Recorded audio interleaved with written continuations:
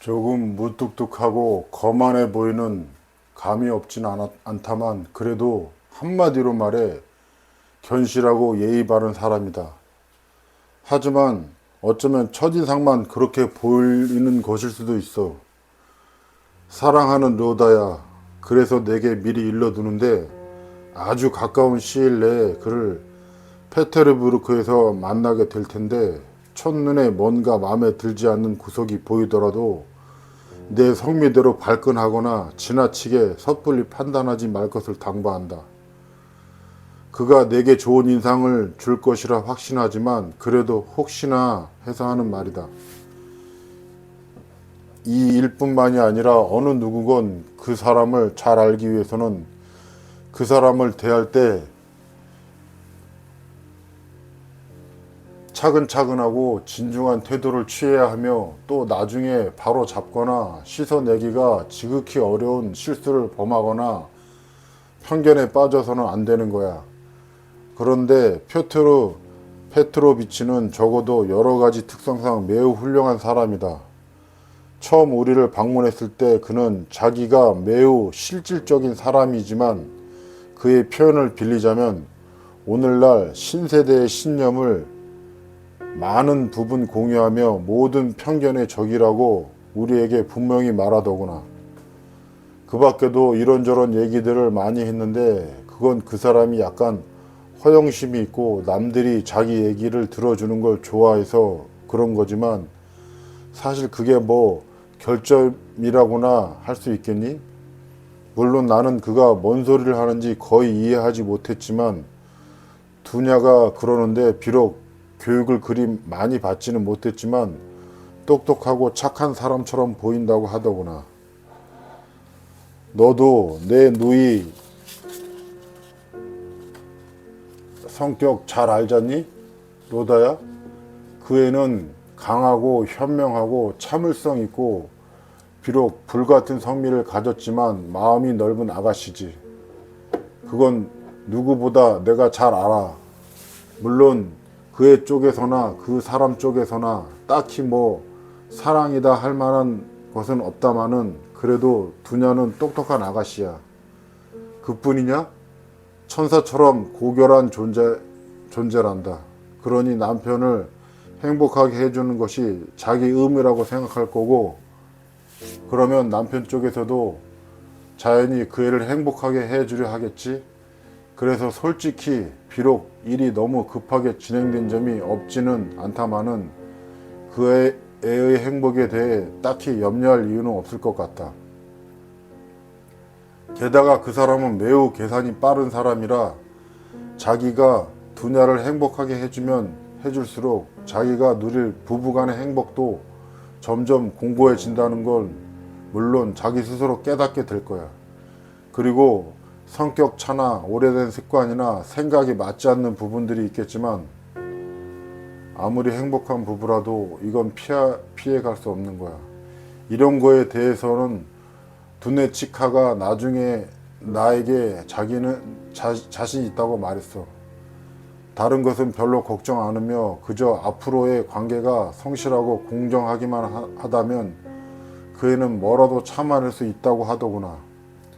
그 사람이 처음에는 내 눈에도 좀 차갑게 보이더구나. 하지만 그건 그 사람이 워낙 정직하고 고지식한 사람이 되어 나서 그랬을 거다. 예를 들어 두 번째로 그가 우리를 방문했을 때의 일인데 그땐 이미 결혼 승낙을 받은 후였지. 이런저런 얘기를 하다가 자기는 두냐를 알기 훨씬 전부터 반드시 순결하고 정직한 처녀. 하지만 결혼 지참금 같은 것은 전혀 없는, 다시 말해 지독한 갓난을 경험해 본 적이 있는 그런 처녀를 아내로 맡겠다고 생각해 왔다는 거야.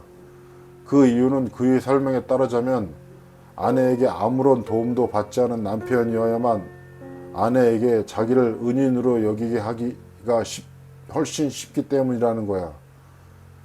덧붙여 말하자면 그는 내가 여기에 쓴 것보다 훨씬 더 부드럽고 상냥한 표현을 썼다마는 원래 그의 표현은 죄 잊어버리고 그 뜻만 기억하고 있단다.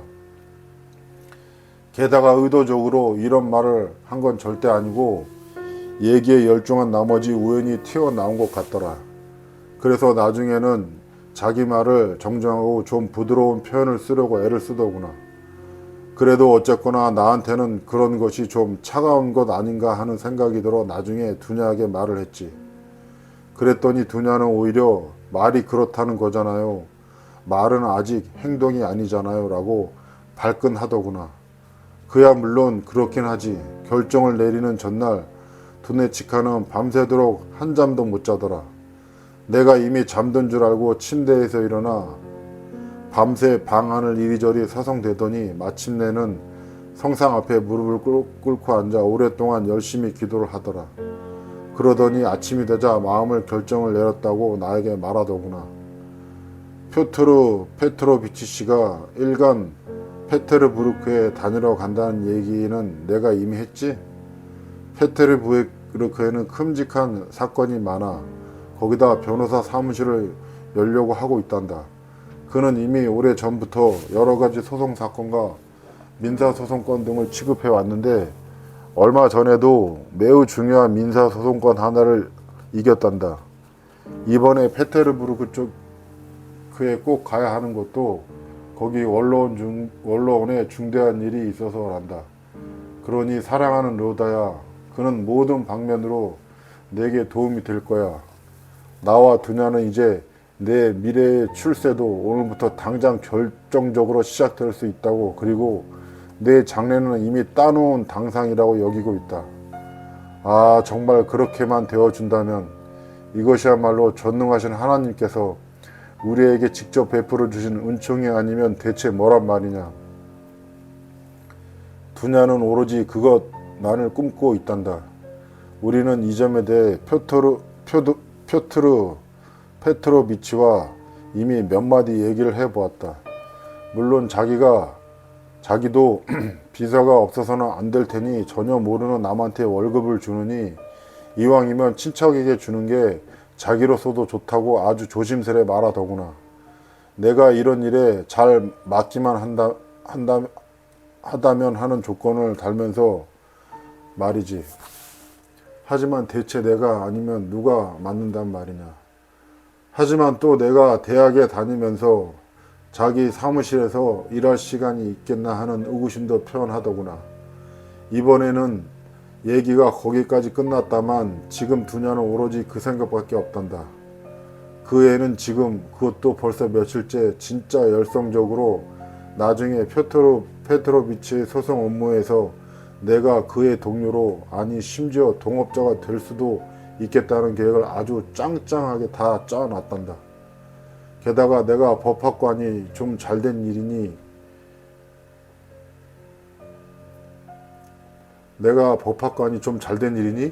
로다야, 나는 그의 생각에 대찬성이다. 그의 생각과 희망의 가능성이 충분히 보여서 완전히 나도 같은 생각이다. 지금은 비록 페트로비치가 다소 불분명한 태도를 보이고 있다만 그 사람이 아직 너를 모르니까 그런 거고, 두냐는 자기가 미래의 남편에게 좋은 영향을 끼치면 이 모든 것을 이루어낼 수 있다고 확신하고 있다. 물론 우리는 이런 우리의 미래의 꿈, 그중 특히 내가 그의 동업자가 될 거라는 등의 얘기는 페트로비치에게는 극도로 삼가고 있다. 그는 매우 실질적인 사람이라 이 모든 얘기들이 그저 한낱 공상처럼 여겨질 거라 아마 매우 매정하게 받아들일지도 몰라. 또 내가 대학을 다니는 동안 그가 너에게 돈을 좀 대줄 수 있지 않을까 하는 우리의 강렬한 소망도 나나 두냐나 아직 그에게도 입도 뻥끗하지 않았다. 우리가 말을 안 한 이유는 첫째, 결국에는 자연스레 일이 그렇게 될 것이고 쓸데없는 말을 안 해도 어쩌면 그쪽에서 먼저 제안을 할 거고 두네치카가 부탁하면 거절하지 않겠지? 더군다나 사무실에서 내가 그의 오른팔이 될 수 있을 테니 그러면 적선이 아니라 어엿한 봉급이란 명목으로 이런 도움을 받을 수 있을 테니 말이다. 두네치카도 그러길 바라는 거고 나도 그의 생각에 대찬성이다. 그에게 얘기를 꺼내지 않는 두 번째 이유는 이제 둘이 곧 만나게 될 텐데 내가 그와 대등한 입장에 있기를 바라는 마음이 특히 커서란다. 두냐가 아주 열광적으로 너에 대해 얘기를 하자 그는 사람을 판단하려면 일단은 자기가 직접 가까이서 봐야 하고 너와 인사를 나누고 알아가면서 내가 어떤 사람인지 자기 스스로 판단할 거라고 대답하더구나. 너무도 소중한 내 아들 노다야. 여러 가지 생각을 해본 결과 그렇다고 절대 페트로 페트로비치 때문 아니고 그저 내 나름의 개인적인 아니 어쩌면 할머니 특유의 아줌마 특유의 변덕 때문에 아무래도 나는 그 둘이 결혼한 후 그들과 같이 살지 않고 그냥 지금처럼 따로 사는 게 더 나을 것 같다. 그는 매우 고결하고 배려심 있는 사람이라 자기 쪽에서 먼저 나를 초대하고 따님과 떨어져 사는 일이 없게 같이 살자고 제안할 거라는 데는 한치의 의심도 없다마는 지금까지도 아무런 말이 없는 것은 아마도 말하지 않아도 당연히 그렇게 될 거라 여기기 때문일 거야. 하지만 내가 거절할 테다. 살면서 장모와 사이가 마음에 안 맞는 경우를 한두 번 본 것도 아니고 나는 그 누구에게도 아주 작은 짐이라도 되고 싶은 생각이 눈꼽만큼도 없을 뿐더러 나에게 다만 얼마만이라도 먹고 살 것이 있고 또 너나 두뇌 치카 같은 자식들이 있는 한 혼자 완전히 자유롭게 살고 싶구나. 그래도 가능하면 너희 둘 옆에서 살려고 한다. 그래서 말인데 노다야, 가장 기쁜 소식을 맨 마지막까지 아껴두었단다. 사랑하는 내 아들아, 어쩌면 아주 가까운 시일 내에 또다시 우리 모두가 함께 모이게 될 것 같다. 거의 3년 만에 셋이 얼싸안아 볼 수 있게 될 것 같다. 나와 두냐가 페테르부르크에 간다는 것만큼은 이미 확실히 결정되었어. 정확히 언제인지는 잘 모르겠다마는 아주 가까운 시일이 될 거고 어쩌면 일주일 후가 될 수도 있어. 모든 것이 표토르 페트로비치 처분에 달려 있는데 그가 페테르부르크에 익숙해지는 대로 곧 우리에게 전가를 주기로 되어 있다. 여러 가지 사정으로 그는 가능한 서둘러 결혼식을 치르고 싶어 한다. 가능하면 이번 육식 기간도 좋고 만약 시간이 너무 촉박해서 안 된다면 성모 승천 대축일이 끝나자마자라도 올리고 싶어 한다. 오, 이제 너를 내 가슴에 꼭 안아볼 수 있다니 너무도 행복하구나. 두냐는 너를 보게 될 기쁨에 내내 흥분해서는 한 번은 농담으로 그 이유 하나만으로라도 페트로비치에게 시집을 가겠다고 말하더라. 그 애는 천사야. 그 애는 지금은 너에게 아무것도 쓰지 않을 거지만 자기는 너에게 할 말이 태산만큼 많아서 달랑 편지 몇 줄로는 아무것도 쓸 수 없고 그저 자기가 속만 상하게 될 것 같아. 지금으로서는 펜을 잡을 엄두도 못 낸다고 나에게 꼭 써달라고 했단다. 또 너에게 뜨거운 포옹과 한없는 이맞춤을 보낸다고 써달랬다. 우리가 조만간 아주 가까운 시일 내에 직접 보게 되겠지만 그래도 어쨌건 일간 너에게 가능한 한 많은 돈을 보내려 한다. 이제는 두뇌 치카가 표토르 페트로비치에게 시집간다는 것을 다들 알게 되어서 내 신용이 갑자기 좋아졌단다.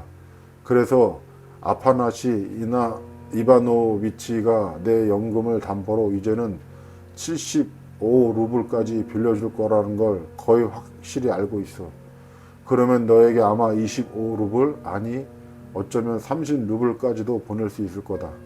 더 많이 보내고 싶다마는 우리 여비가 걱정스러워서.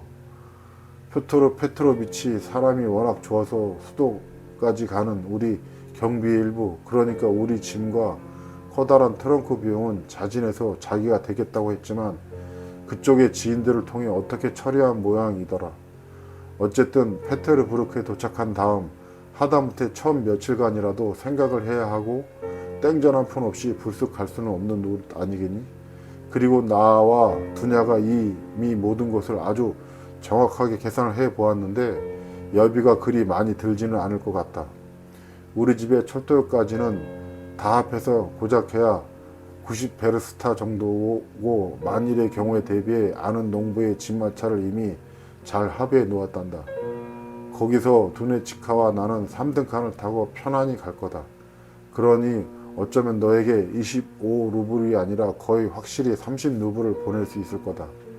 하지만 이제 그만 써야겠다.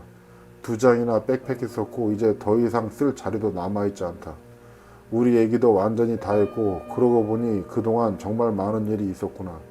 내 소중한 로다야, 이제 곧 만날 때까지 너를 꼭 끌어안고 어머니로서 축복한다. 로다야, 내 여동생 두냐를 사랑해 주거라. 그 애가 널 사랑하듯이 그 애를 사랑해 줘라. 그 애가 자기 자신보다 훨씬 더 많이 사랑한다는 것을 좀 알아주어라. 그 애는 천사란다. 그리고 로다야, 너는 우리의 전부다. 우리의 모든 희망이며 우리의 의지할 유일한 사람이란다. 너만 행복하다면 우리는 행복하다. 로다야, 이전처럼 창조주이며 구세주이신 하나님의 은총을 믿고 그분께 기도를 올리고 있니? 나는 요즘 유행하고 있는 불신앙이 내 마음에도 영향을 주었을까 심히 걱정이다. 만일 그런 일이 있다면 너를 위해 기도하마. 사랑하는 로다야, 생각해보렴. 내가 아직 어린 애였을 적 내 아버지가 아직 살아계셨을 때 곧잘 내 무릎에 올라앉아 잘 돌아가지 않는 혀로 열심히 기도를 올리던 일을, 또 그때 우리가 얼마나 행복했는지를 말이다. 그럼 잘 있어라. 아니, 좀 이따 보자. 너를 굳게 끌어안고 내게 한없는 키스를 보내며 죽는 날까지 너를 사랑하는 어머니 풀헤리아 라스콜니코바. 편지 읽기 시작하자마자부터 편지를 읽는 내내 라스콜니코프의 얼굴은 눈물로 범벅이 되어 있었다. 그러나 편지를 다 읽자 그의 얼굴은 창백해졌고 경련으로 일그러졌으며 고통스럽고 신경질적이고 악의적인 미소가 입술에 스멀거렸다. 그는 얄팍하고 낡아빠진 베개에 머리를 누이고 오래오래 생각에 잠겼다. 그의 심장은 격하게 뛰었고 그의 생각도 격하게 요동쳤다. 마침내 장롱 같은 트렁크 같은 이 좁고 누리끼리한 골방에 그의 숨통을 톡톡 조여왔다. 그의 시선도 생각도 탁 트인 공간을 요구하고 있었다. 그는 모자를 거머쥐고 밖으로 나갔다. 이번에는 층계참에서 누가 마주칠까 하는 것에 겁을 내지도 않았다. 이런 것은 아예 완전히 잊고 있었다. 부이대로를 가로질러 바실리예스키 섬으로 향하는 길을 택했다. 마치 용무가 있어 그리고 서둘러 가는 듯 했지만 실제로는 언제나의 버릇대로 무슨 길인지 알지도 못하고 혼잣말을 중얼거리기도 하고 때로는 심지어 큰 소리로 말을 하기도 해서 지나가는 행인들이 깜짝 놀라기도 할 정도였다. 많은 사람들이 그를 술주정뱅이려니 했다. 어머니의 편지는 그를 괴롭혔다. 그러나 무엇보다 근본적이고 중요한 문제에 대해서는 이미 편지를 읽어 내려가던 그 시점에 한치의 여지도 없이 결정되어 있었다. 가장 중요한 본질적인 핵심은 그의 흙이 들어가기 전까지 이 결혼은 절대로 안 된다. 누진이란 놈은 악만테나 줘버리라지. 너무 뻔한 일 아닌가. 그는 미리부터 자신이 결심한 대로 될 거라는 악의적인 승리감에 찬 득이의 미소를 지으며 이렇게 중얼거렸다. 아니 엄마, 아니 두냐, 둘 다 나를 속일 수는 없어. 그러면서도 나한테 조언을 구하지 않았다고 나 없이 일을 결정했다고 사과를 하고 있단 말씀이지. 그렇겠지. 이제 와서 파혼은 불가능하다고 생각하겠지만 되는지 안 되는지 어디 한번 두고 보시지. 변명은 또 얼마나 그럴싸하고 페트로비치는 너무도 일이 바쁜 사람이라 결혼을 우편마차나 기차간 안에서라도 해치우지 않으면 안 되는 거잖아. 안 돼 드네치카. 나는 이 모든 걸 다 보고 다 알고 있어. 내가 내게 하려는 그토록 많은 이야기가 무엇인지, 또 내가 밤새도록 방안을 서성이며 무슨 생각을 했는지, 어머니의 침실이 있는 카잔의 성모상 아래에서 무슨 기도를 했는지 나는 다 알고 있다. 골고다를 오르기란 쉬운 일이 아니지. 그러니까 최종적으로 돌이킬 수 없게 그렇게 결정했다는 소리지. 사문적이고 합리적인 사람에게 시집을 가시겠다. 아부토티아 로마노브나 재산도 갖고 있고 이미 재산도 상당하다니 더 든든하고 더 감명 깊었겠군. 직장도 두 군데나 되고 우리 새로운 세대의 신념을 공유하며 엄마가 쓴 것처럼 두뇌 치크가 스스로 지적한 것처럼 착할 것 같아 보이는 사람에게 시집을 가시겠단 말이지. 그래, 바로 이 뭐뭐해 보일 것 같다는 말이 압권이군. 바로 이 두뇌 치크가 이렇게 뭐뭐 할 것 같아 보이는 놈한테 시집을 가시겠다는 거지. 대단하군. 대단해. 그런데 궁금한 걸, 대체 왜 엄마는 나에게 신세대라는 말을 써보낸 걸까? 그저 그 사람의 성격을 얘기하려고 한 걸까? 아니면 그런 말을 하면 내가 루진 씨를 잘 봐줄까 하는 꿍꿍이가 있어서일까? 오, 제법 머리를 굴리시는데 또 한 가지 정황만 더 설명했다라면 재미있었을 텐데 말이야. 그날 낮과 그날 밤 그리고 최근까지 계속해서 어머니와 두녀는 대체 어느 정도까지 서로에게 솔직하게 마음을 터놓고 있을까 하는 점이다. 그들 사이의 모든 말들이 솔직하게 터놓고 오갔을까? 아니면 둘 다 제 한마음 한생각이라는 것을 알기에 아무것도 입 밖으로 대놓고 말할 필요도 없고 말을 하는 것 자체가 공연한 짓이었던 걸까? 분명 어느 정도는 그랬으리라. 편지를 보면 다 보인다. 엄마에게 그자가 약간 차가워 보였다는 거지. 그래서 속없는 순진한 엄마가 두냐에게 자기 생각을 슬쩍 내비쳤던 거고, 당연히 두나는 발끈하며 성질을 냈던 거고, 당연한 거지. 그런 속없는 순진한 질문이 없어도 뻔한 일이고 이미 모든 게 다 결정나서 더 말하고 말 것도 없는데 누군들 뚜껑이 열리지 않겠냐고. 그리고 나선 나한테 쓴다는 말이 로다야 두냐를 사랑해 줘라. 그 애는 자기 자신보다 너를 더 사랑한다라고 벌써 양심의 가책으로 남몰래 괴로워하는 건가? 아들을 위해 딸을 희생시키는데 동의했으니까 말이야. 너는 우리의 희망이며 너는 우리의 전부다라고. 오 엄마. 그의 내부에서는 점점 더 심한 우라가 치밀어 올라와서 만약 지금 루진을 만난다면 그는 아마 당장에 루진이란 자를 패 죽였을 것이다. 그래 맞아. 그는 머릿속에 빙빙 돌아가는 상념의 회오리를 쫓으며 생각을 이어갔다. 사람을 알기 위해서는 천천히 조심스럽게 알아가야 한다는 말 100번 맞는 말이지. 하지만 루진 씨는 속이 훤히 들여다 보이는 걸. 중요한 건 실질적이고 착한 사람처럼 보인다는 거야. 이건 장난이 아닌걸. 짐도 자기도 맡고 커다란 트렁크도 자기 돈으로 붙여준다고? 너무 심하게 착하신 거 아닌가? 그런데 저들 둘, 그러니까 자기 약혼녀와 그의 어머니는 농부를 고용해서 거적을 씌운 집마차를 탄단 말이지. 나도 그렇게 다녀봤거든. 그래 별거 아니지. 겨우 90베르스타니까. 그런데 거기서부터 3등 칸을 타고 편안하게 간다고? 1000베르스타나 되는 길을 말이지. 정말 사리 분별이 깊은 분이시군. 자기 분수를 알라 이 말씀인 거지. 그래도 그렇지 루진 씨, 당신이라는 사람은 대체 뭐요? 정말이지 이쪽은 당신 약혼 여잔소. 또한 어머니가 여비를 마련하려고 연금을 저당 잡혔다는 것을 당신이 모를 리가 없잖소. 물론 당신에게는 모든 것이 상거래고 상호적인 이익과 동등한 지분에 기초한 회사를 차린 셈이지. 지출도 반반씩 하자는 뜻이겠지. 하긴 빵과 소금은 같이 먹어도 담배는 따로 피운다는 속담처럼 말이지. 그래 여기서도 워낙 실무에 능한 사람인지라 자기 공을 조금 부풀리셨겠군. 그래 짐을 붙이는 게 그들의 교통비를 내는 것보다 싸게 먹히고 어쩌면 공짜로 보낼 수 있을지도 모르고 엄마와 두냐는 둘 다 이런 걸 모르는 건가? 아니면 일부러 모르는 척 하는 건가? 그러고선 정말로 대만족이라 말씀이시군.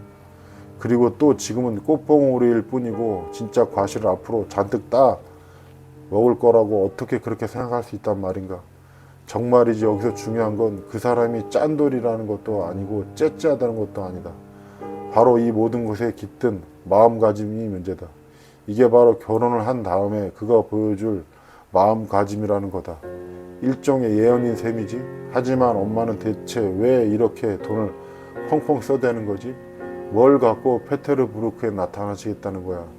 달랑 1루블짜리 은화 3개가 아니면 저 높아 말 맞다나 지폐 2장 달랑 가지고 그 다음에는 페테르부르크에서 뭘로 먹고 살려는 거지? 두냐가 결혼을 하자마자 처음부터 같이 살지는 못할 것이라는 걸 엄마도 진즉에 알아차리지 않았느냐 말이지. 저 선량한 사람이 분명 무심코 말을 잘못해서 자기 뜻을 알렸을 거다. 비록 엄마는 내 쪽에 거절할 거다라며 두 손으로 손살에 치고 있지만 말이야. 그럼 대체 엄마는 누굴 믿고 저러는 거지? 연금 120루블에서 아파나시 이바노비치에게 진 빚을 제한 돈을 믿고 있는 건가?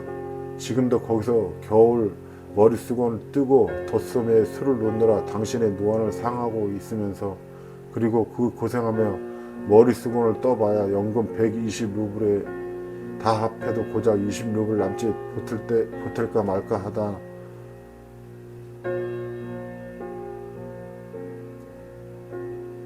나는 이 모든 걸 잘 알고 있다.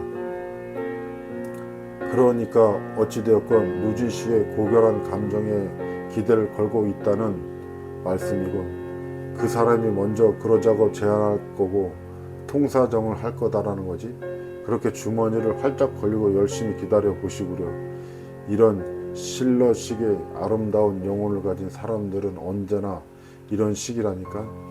마지막 순간까지도 사람을 공자의 깃털로 치장하고, 마지막 순간까지도 나쁜 면이 아닌 좋은 면을 믿으려 하고, 비록 동전의 반대쪽은 다를 것이란 예감을 하고 있지만 무슨 일이 있어도 자신에게 참된 말을 미리 하지 않을 거지. 그런 생각만으로도 몸서리가 쳐지니까 자기들 손으로 열심히 치장해 놓은 사람이 본색을 드러내기 전까지는 두 손을 절레절레 흔들며 한사코 진실을 거부하는 것이다. 그런데 루지 씨라는 자에게 훈장이 있는지 궁금하군.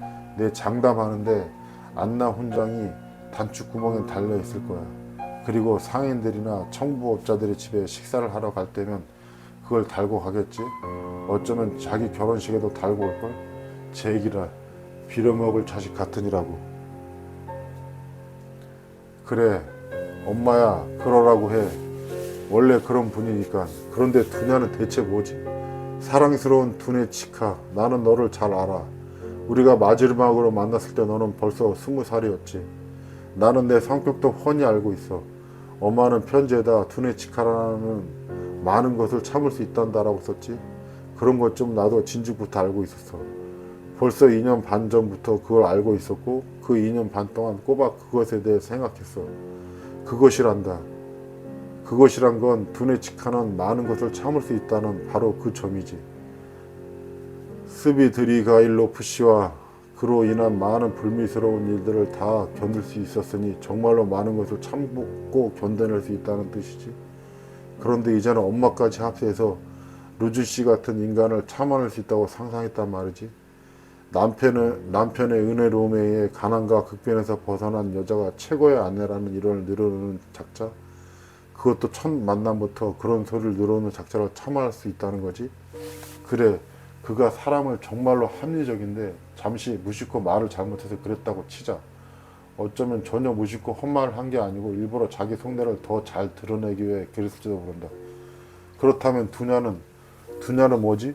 그 어떤 사람인지 두냐는 훤히 다 보고 있을 텐데 정말로 그런 작자가 살겠다는 건가? 그 애는 검정빵을 씹고 물만 마시며 살더라도 자신의 영혼을 팔지는 않을 거다. 그리고 일신상의 안락을 위해서 정신적인 자유를 내놓지는 않을 거다. 슐레스비히 홀슈타인을 통째로 준데도 내놓지 않을 거다. 그런데 하물며 루지 씨 같은 작자라면 말할 필요도 없다.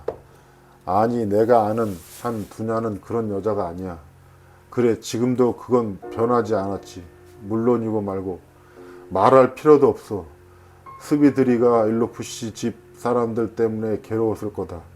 200루블 때문에 평생을 이 현에서 저 현으로 떠돌아다니는 것도 괴롭겠지. 하지만 그래도 나는 내 누이를 잘 알아. 그 애는 자기 개인의 이득을 위해 자기가 존경하지도 않고 어떤 일도 함께 할 수 없는 그런 사람과 관계를 맺음으로써 자신의 영혼과 도덕적인 감정을 저열하게 만들 아이가 아니야. 그러느니 차라리 농장주의 흑인 노예가 되거나 발트에 연한 독일인의 라트비아인 종이 될 그런 아이지.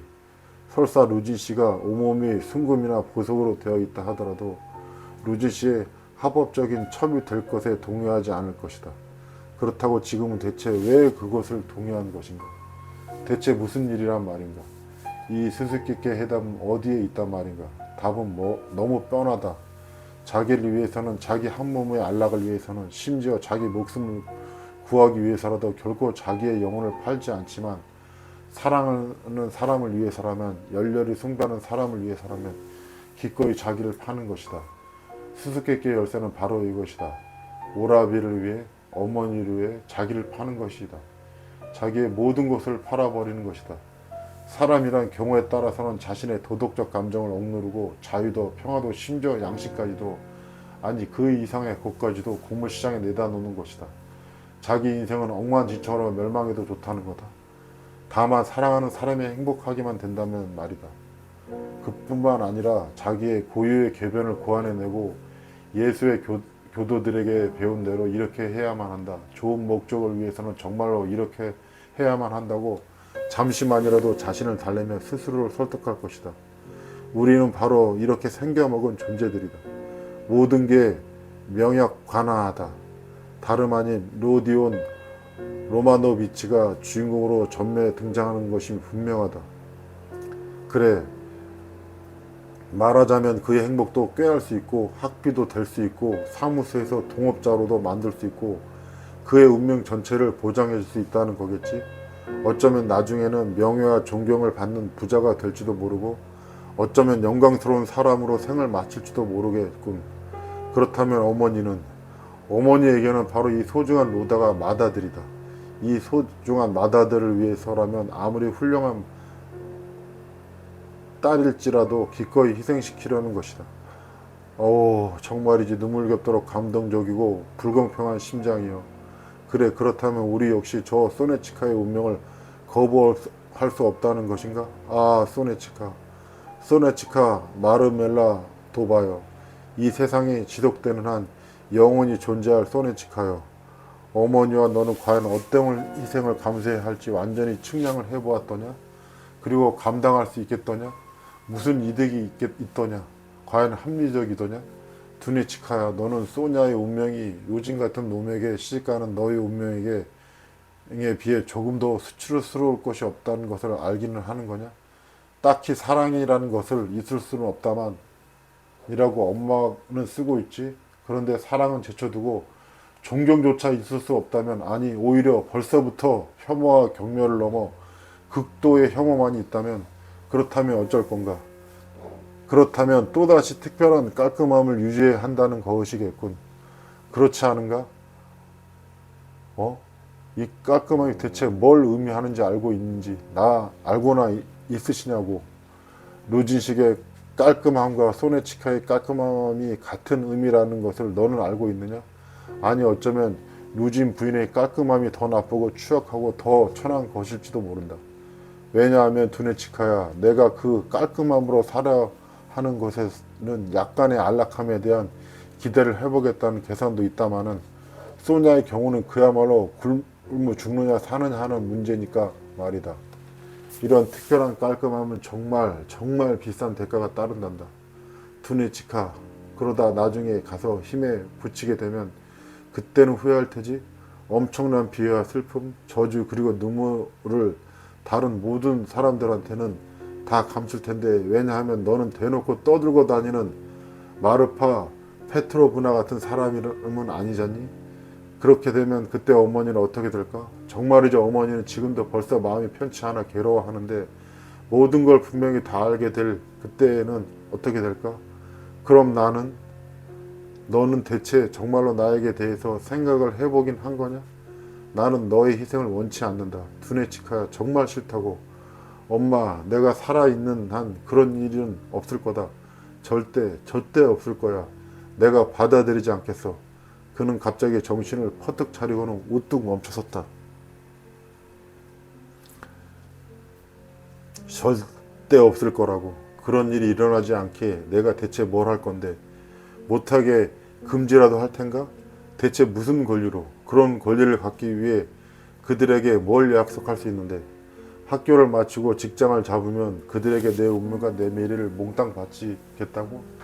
그런 얘기야 계속 들어왔지만 그건 정말 미지수고 지금 당장 뭔가를 해야만 한다.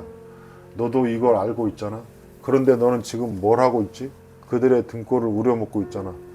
그들의 돈은 100루블 남짓한 연금과 스비드리가일로프 내서 받은 봉급을 담보로 받은 돈인데 말이지.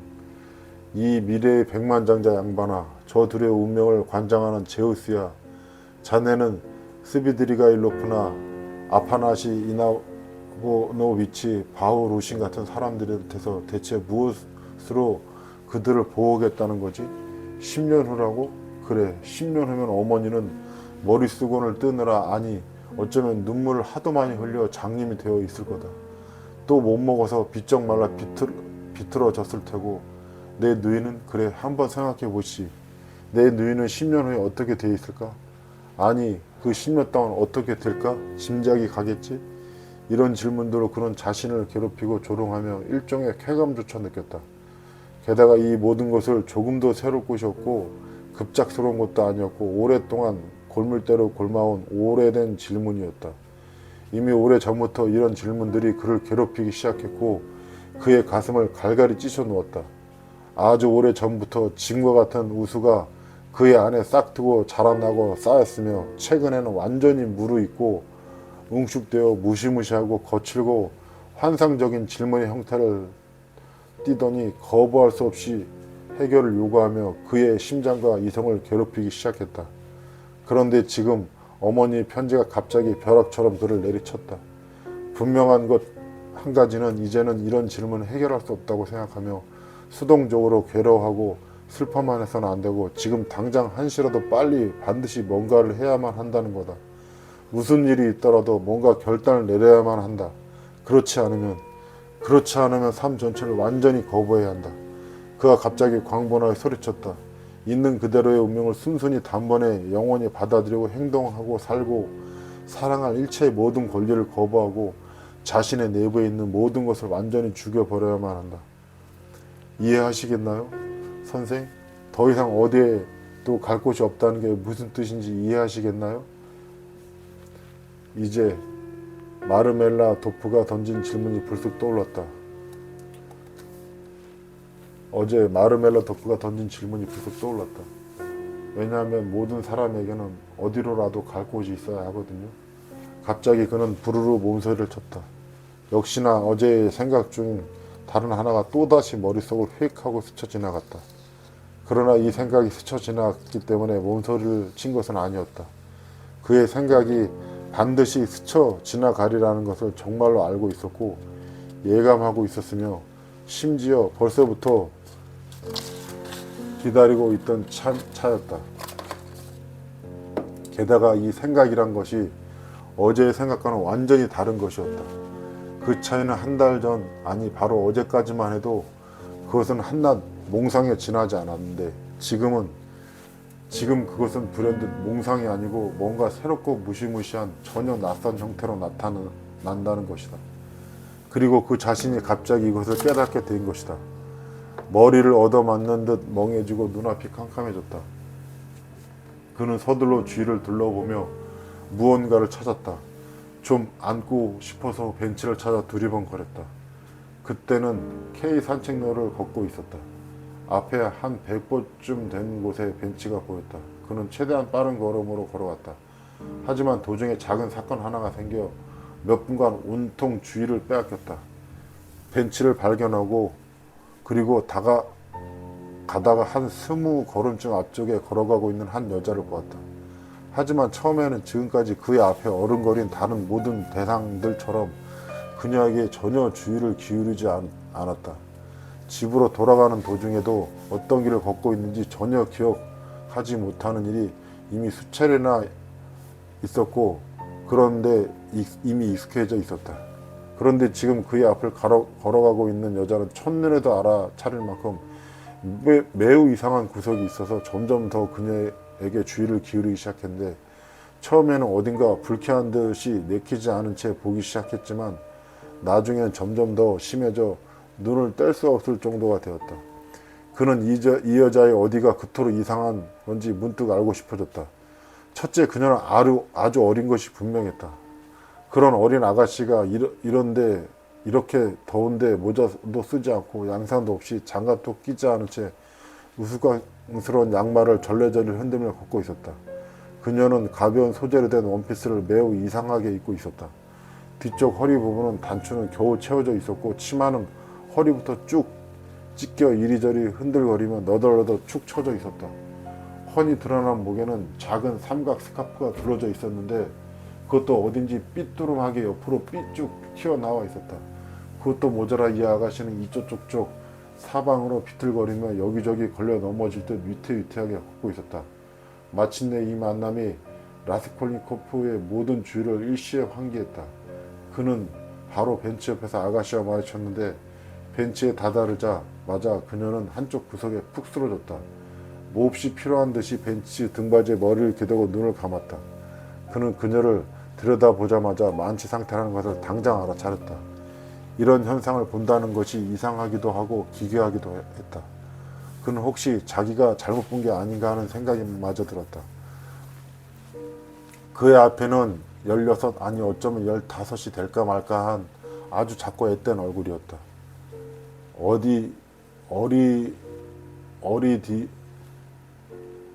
어리고 금발의 예쁜 얼굴, 하지만 마치 부은 듯이 온통 벌건 얼굴이었다. 아가씨는 지금 뭐가 뭔지 거의 아무것도 모르는 것 같았다. 다리를 꼬고 앉았는데 그럴 때 보통 드러나는 것보다 훨씬 더 많이 다리를 드러내고 있었다. 이 모든 것이 징후로 보아 자기가 지금 거리에 있다는 것조차 거의 의식하지 못하는 상태인 것 같았다. 라스콜니코프는 앉지도 못하고 그렇다고 떠날 수도 없어 묵묵머뭇 그녀 앞에 서 있었다. 이 산책로는 언제나 인적이 드문 황량한 곳인데 오후 1시 이렇게 날이 푹푹 칠 때는 거의 아무도 없었다. 그러나 산책로 끝쪽 15걸음쯤 떨어진 곳에 한 신사가 서 있었는데 무엇으로 보나 어떤 이상한 꿍꿍이가 있어 이 아가씨에게 접근하려고 아주 안달을 하고 있는 것이 분명히 보였다. 그도 역시 멀리서부터 그녀를 쫓아왔는데 라스콜니코프가 끼어들었던 것 같다. 그는 라스콜니코프에게 적에 찬 시선을 던지면서도 상대가 이것을 눈치채지 못하게 하려고 애썼고 이 기분 나쁜 건달 녀석이 어서 떠나고 자기 차례가 오기를 안달하며 기다리고 있었다. 30살 남짓한 이 신사는 건장하고 피둥피둥 살이 쪘고 혈색이 좋으며 장밋빛 입술에 콧수염이 있고 아주 세련된 옷차림을 하고 있었다. 라스콜니코프는 갑자기 우러가 치밀어 올라 피둥피둥 살찐 이 멋쟁이를 어떻게든 모욕하고 싶어졌다. 그는 잠시 소녀를 내버려 두고 신사에게 다가갔다. 에이 당신 스비데리가일로프 여기 무슨 볼일 있어? 화가 나서 입에 거품까지 물고 비웃으며 주먹을 불끈 쥐쳐 소리쳤다. 무슨 소리요? 눈썹을 찌푸리며 오만하게 깔보듯이 놀라워하며 신사가 엄하게 물었다. 여기서 썩 꺼져버리란 말이야. 내가 어디서 감히 사기꾼 같은 자식이? 그러더니 신사는 승마형 가죽 채찍을 휘둘렀다. 라스콜니코프는 이 건장한 신사가 자기 같은 사람이 둘이라도 너끈히 해칠 수 있다는 사실을 생각지도 않고 주먹을 쥐고 달려들었다. 그러나 바로 그때 누군가가 뒤에서 그를 붙잡았다. 그들 사이에 순경이 끼어들었다. 그만들 하세요 여러분. 공공장소에 싸우시면 안 됩니다. 대체 무엇 때문에 이러시는 겁니까? 뭐하는 사람입니까? 라스콜니코프가 누더기를 훑어보고 순경을 엄하게 물었다. 라스콜니코프는 순경의 주를 깊게 보았다. 그는 희끗한 콧수염과 구렛 나루를 가진 용감한 군인 같은 얼굴을 한 사람이었는데 말이 통할 것 같은 눈을 갖고 있었다. 마침 당신이 필요하던 참입니다. 순경의 손을 덕석 잡으며 거슬렀다. 전 이전에 대학생이던 라스콜니코프라는 사람입니다. 이건 당신도 알 수 있을 겁니다. 그는 신사 쪽을 바라보며 말했다. 같이 갑시다. 지금 당신에게 보여드릴 게 있으니. 그러더니 그는 순경의 손을 잡고 벤치로 갔다. 자 보십시오. 완전히 취했죠?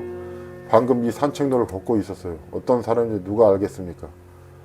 누가 알겠습니까마는 직업 여성은 아닌 것 같습니다. 틀림없이 어딘가에서 술을 퍼먹이고 속인 것 같습니다. 이번이 처음이고 아시겠습니까? 그러고서 그냥 거리로 내보낸 겁니다. 이 옷 찢어진 걸 보십시오. 또 옷 입고 있는 꼴을 좀 보시라고요. 자기가 직접 입은 것이 아니라 누군가 다른 사람이 입혀준 겁니다. 그것도 서투른 남자의 손으로는 말이죠. 분명합니다. 그런데 이제 여기를 한번 보십시오. 방금 제가 주먹 싸움을 했던 이 멋쟁이는 저도 모르는 사람이고 처음 보는 사람입니다만, 이제 방금 길에서 일사불성이 된 채 완전히 취한 이 여자를 알아보고는 지금 다가서 낚아채지 못해 안달난 겁니다. 그녀가 지금 저런 상태이니 어딘가로 데려가서 분명히 그럴 겁니다. 틀림없어요. 이자가 저 소녀를 계속 관찰하며 뒤를 따라오는 걸 제 눈으로 똑똑히 봤습니다. 그런데 제가 방해가 되니 지금 내가 떠나기만을 학수고대하고 있을 겁니다. 지금은 살짝 떨어져서 마치 담배를 많은 척하고 있지만, 어떻게 해야 저자가 이 소녀에게 손을 못 대게 할 수 있을까요? 어떻게 해야 그녀를 집에 돌려보낼 수 있을지 한번 생각해 보십시오. 순경은 단번에 모든 사태를 파악하고 머리를 굴렸다. 뚱뚱한 신사람은 물론 다 알만했고 이제 소녀가 남았다. 순경은 좀 더 가까이 보기 위해 몸을 숙였는데 그의 얼굴에 진심이 어린 연민이 나타났다. 에휴, 딱해서 어쩌냐. 머리를 절레절레 흔들며 그가 말했다. 아직 완전히 어린애잖아. 분명 누군가가 속였군 그래. 이봐요 아가씨. 그는 그녀를 부르기 시작했다. 어디 살아요? 아가씨는 피로에 지친 흐리멍텅한 눈을 뜨고는 질문하는 사람을 멍하니 바라보더니 손을 내저었다. 이보세요. 라스콜니코프가 말했다. 여기. 그는 주머니를 뒤적거리더니 이식 코페이 칼을 꺼냈다. 주머니에 있던 전부였다. 여기 이걸로 마차를 불러서 집까지 좀 데려다 주라고 하십시오. 집 주소를 알아내야 할 텐데 거참. 아가씨 여봐요 아가씨. 돈을 건네받은 순경이 또다시 소녀를 깨우기 시작했다. 내가 지금 마차를 불러 집까지 데려다 주겠습니다. 어디로 가면 되지요? 예? 어디 살아요? 저리 꺼져. 왜 이렇게 귀찮게 달라붙고 난리야? 소녀는 이렇게 중얼거리고는 또다시 한 손을 내줬다. 아휴 정말 큰일이군. 아휴 세상 부끄러운 줄 알아야지. 아가씨 정말 세상 부끄러운 일이라고. 그는 창피하기도 하고 안쓰럽기도 하고 화가 나기도 하면서 또다시 머리를 절레절레 흔들었다. 이건 정말 야단났군. 라스콜니코프 쪽을 돌아보며 그렇게 말하다 순경은 또다시 라스콜니코프를 머리끝부터 발끝까지 쓱 하고 훑어보았다. 순경의 눈에 그가 이상해 보였음에 틀림없었다. 이렇게 넝마 같은 옷을 입은 사람이 자기 돈을 내놓다니. 당신은 멀리서부터 저들을 발견한 겁니까? 그가 물었다. 방금 말했지 않습니까? 바로 이 가로수길에서 비틀거리며 내 앞을 걸어가고 있었다고. 바로 이 벤치에 오자마자 저렇게 널브러진 겁니다. 아휴, 요즘 세상에는 정말이지 별의별 남사스러운 일들이 다 있습니다. 이렇게 새파란 어린애가 술이 고르주망태가 되다니. 누구한테 속은 게 분명해. 여기 이렇게 옷도 다 찢어져 있고, 아휴, 요즘 세상이 얼마나 방탕하게 되어가는지. 그런데 보아하니 이 아가씨는 가난하긴 해도 제법 좋은 집안 출신인 것 같은데 요즘은 이런 아가씨들이 무척이나 많아졌어요. 보아하니 좋은 집안의 아가씨 같은데. 그는 또다시 그녀 쪽으로 몸을 구부렸다. 어쩌면 그에게도 이 나이 또래의 딸들이 있는지 모른다.